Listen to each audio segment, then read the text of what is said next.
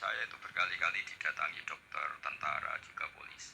Mereka sering bilang gini, Gus saya ini dokter negeri. Saya ke NTT, ke Papua, karena saya muslim, berkebutuhan Islam, maka dibikinkan musola, dibikinkan masjid. Kalau kiai tidak bisa, bikin sendiri urunan mau narik siapa. Mau narik tarikan di jalan yang mau nyumbang siapa. Tapi kalau kebutuhan negara, karena tugas negara, ya difasilitasi negara dan tidak dianggap misionaris karena negara. Begitu juga di beberapa negara yang non muslim kayak di Argentina, di Venezuela itu ada masjid, ada kajian Islam ya karena duta besar dan itu aparat negara. Disinilah kearifan para ulama berkoalisi dengan umarok dengan makna yang positif bahwa agama ini harus ditopang umarok, sistem negara. Tentu di situ ada tentara, ada polisi, ada macam-macam. Kita sebagai kiai juga nggak berdaya di depan para bandar narkoba apa-apa kalau nggak ada BNN. Kita mau apa dengan korupsi kalau tidak ada KPK. Sehingga kearifan para guru-guru kita, mulai Mbah Maimun, bapak saya sendiri, NU, Muhammadiyah, semua ormas-ormas Islam itu pasti maulah kerjasama karena kita siapa kalau tidak kerjasama. Dan di antara pesan Rasulullah SAW adalah yaduwahi ma'al jamaah. Jadi kebersamaan itu sudah berkah. Fa inna yaduwahi ma'al jamaah. Jadi berkah.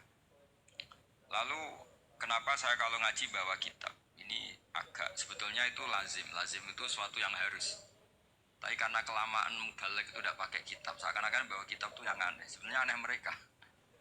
Karena begini logika simpelnya ya. Umat Nabi ini berhak dapat apa coba?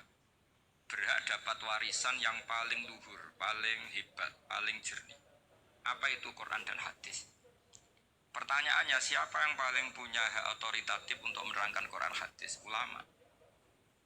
Ulama yang mana ya? Yang kapabel, yang sudah diakui dunia kayak Imam Ghazali, Imam Bukhari, Imam Syafi'i. Artinya kalau kita tidak pakai materi itu ulama mendapat pikiran kita, bukan mendapat pikiran mereka. Saya ulang lagi, kalau kita tidak pakai materi yang otentik, yang orisinil, ulama umat ini mendapat pikiran kita, bukan pikiran mereka. Maka saya berusaha supaya teman-teman atau semua umat Islam dapat pikiran-pikirannya Imam Ghazali, pikiran-pikiran Imam Bukhari, pikiran-pikiran Abdul Qasim Al-Junaidi, kejernian-kejernian Abu Yazid Al-Bustami. Kejernian itu diantaranya adalah misalnya makalah yang menurut saya itu makalah yang super. Jadi untuk ngadepi krisis karena COVID atau karena apalah. Itu lama dulu sederhana sekali. Beliau-beliau punya rumus yang mungkin jarang didengungkan orang, tapi saya akan kampanye rumus ini. Al-istighna, hakikatul istighna, itu adalah al-istighna anis-syai' labihi. Jadi pemenuhan kebutuhan yang sebenarnya adalah kita berusaha menghindari sebanyak mungkin kebutuhan yang sekunder, yang nggak penting. Bukan memenuhi semua yang kita inginkan. Jadi misalnya begini ya, kalau kita lapar, itu keinginan kita itu makan enak apa asal makan? Tentu jawabannya asal makan yang sehat. Tapi kalau nuruti nafsu kita, makannya yang enak, teman makannya enak. Terus di warung yang favorit. Ini kan satu kebodohan. Kenapa untuk makan saja butuh definisi sekian banyak? Yang kita harus kecewa, warung favoritnya bisa sudah tutup. Atau kita ke sana harus macet. Ribet. Yang benar-benar arif dan bijaksana itu adalah al-istighna anisya. Sesuatu yang tidak mendesak itu jangan jadikan kebutuhan. Sehingga kalau kita puasa misalnya, semua makanan itu enak karena kita sangat lapar. Sehingga Abdul Qasim Al-Junaidi ketika ditanya, ma'idamu to'am, lauk makanan itu apa? Jawabannya lucu, alju, lapar. Kalau kamu lapar ya semuanya enak. Ini sudah mulai hilang. Kita bilang makan enak itu ya sate, ya gulai, ya pizza yang kita senang. Akhirnya apa? Untuk nikmatnya Allah itu kita jadi ribet. Apalagi yang orang-orang fasik harus ditemani perempuan yang tidak halal misalnya, atau harus ada ajudan, ribet. Nah pertanyaannya, orang yang ribet sama yang gak ribet itu pinter mana? Pinter yang gak ribet. Nah ini kearifan-kearifan yang mulai hilang. Lalu siapa yang bisa mewarisi itu? Ya ulama. Jadi ulama itu cara berpikir sebenarnya simple. Makanya mereka sering kalau tahajud itu, di antara makalah Sayyidina Ali paling terkenal, dan yang menjadikan beliau punya derajat yang luar biasa itu adalah kafani izzan antakuna li robban wa kafani fakhron an akuna laka abdan. Ya Allah, saya ini sudah begitu mulia, begitu terhormat dan sangat-sangat terhormat karena yang menjadi Tuhan itu Engkau. Jadi rumus pertama itu karena menjadi Tuhan itu Engkau. Hanya Tuhan yang abadi, Tuhan yang pertama, hanya Tuhan yang al-awwal. Coba ya Allah, kalau saya ini punya Tuhan Fir'aun, punya Tuhan mati jadi tontonan lagi, itu kerennya di mana coba? Andaikan kita punya Tuhan Fir'aun, atau punya Tuhan yang asal usulnya manusia, apapun hebatnya manusia itu, kita punya Tuhan manusia itu. Tuhan yang lapar, yang kalau nggak makan mungkin pingsan, mungkin bisa kena COVID, nanti Tuhannya diisolasi. Kayak apa? Makanya ketika Tuhan Allah menyindir ketuhanan selain Allah itu, Allah hanya menyindir dengan kalimat sederhana, karena yakulanit to'am, yang kamu tuhankan itu masih makan. Hanya kalau nggak makan ya lemes. Jadi lama-lama ada orang gini, alhamdulillah tadi Tuhan mampir ke saya, kelihatannya lapar, setelah tak kasih makan sehat lagi. Susah nggak punya Tuhan yang seperti itu. Beda dengan Tuhan kita. Tuhan yang nggak butuh makan, nggak butuh minum, al-qayyum, zat yang berdiri sendiri tanpa butuh yang lain, al-awwal. Sebelum ada langit bumi sudah ada Tuhan kita yaitu Allah. Bandingkan dengan Tuhan-Tuhan yang dipertuhan yang lain, yang adanya setelah bumi, misalnya Fir'aun dan sebagainya. Sehingga Sayyidina Ali pertama jadi kebanggaan apa? Kafani izzan antakuna li robban. Saya ini keren betul, karena punya Tuhan yaitu Engkau. Tuhan yang lahul asma'ul husna, Tuhan yang semuanya punya kebaikan, punya keabadian, punya keagungan. Terus wa kafani fakhron an akuna laka abdan, dan saya bangga sekali karena saya menjadi hambamu. Kalau saya jadi hambanya Pak Rektor ribet kan. Sudah tak hormati ternyata nanti tidak rektor. Ya kan ribet kan. Terus pokoknya ribet. Jadi budaknya manusia itu ribet. Makanya ada seorang wali datang ke temannya yang jadi presiden atau jadi raja. Datang ke situ karena tidak punya uang, mau minta uang karena temannya raja. Setelah sampai sana ternyata temannya ini karena orang soleh pas berdoa, ya Allah saya minta ini, minta ini, minta ini. Terus si wali tadi pulang. Ya, kenapa kamu pulang? Ternyata dia sama, masih minta-minta kayak saya.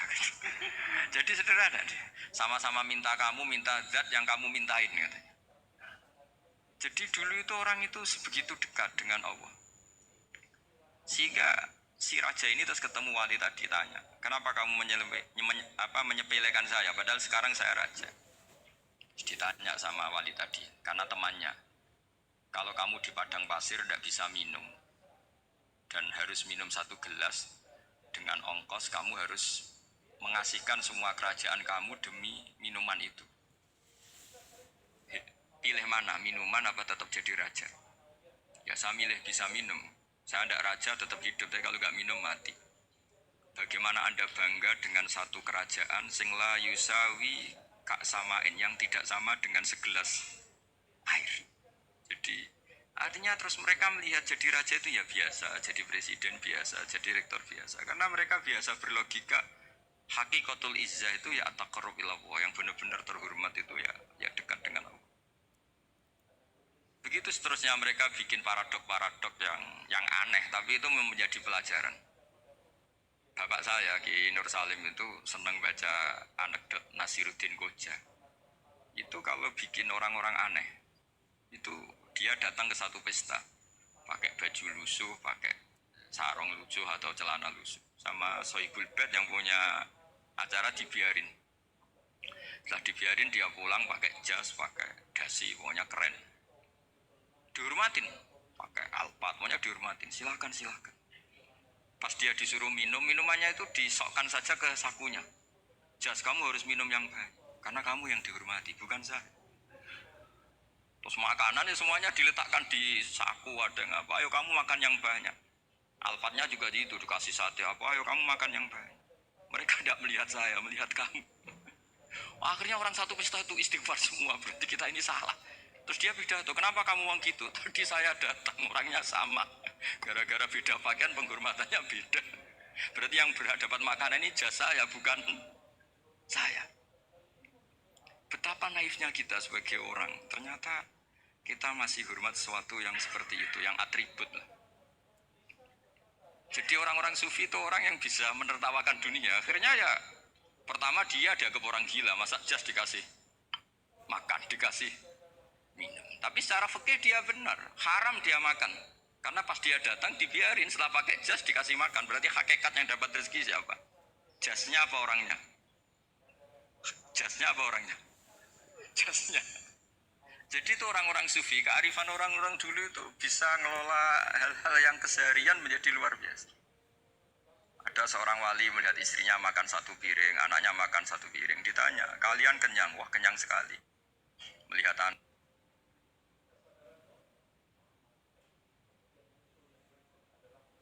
satu piring, ditanya, kalian kenyang? Wah, kenyang sekali. Melihat anaknya minum kopi satu cingkir, seneng. Kalian seneng-seneng sekali. Wah, kalau seneng dengan hal-hal yang murah bisa, ngapain harus seneng dengan hal-hal yang mewah? Bodoh sekali saya. Sehingga terus mereka bisa kona'ah. Kona'ah itu ya hidup itu simpel, sederhana.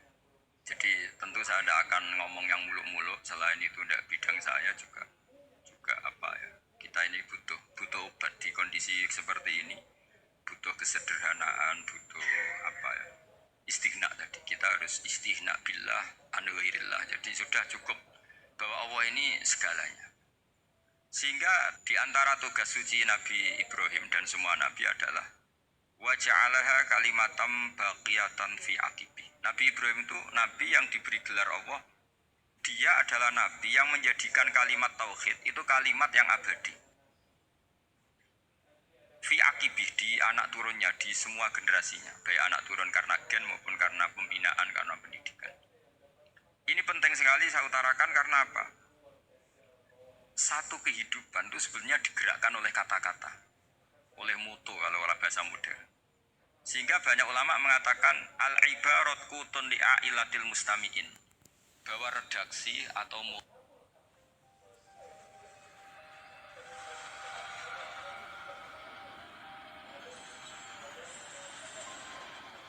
Selamat datang di Tasawuf Channel. Tasawuf Channel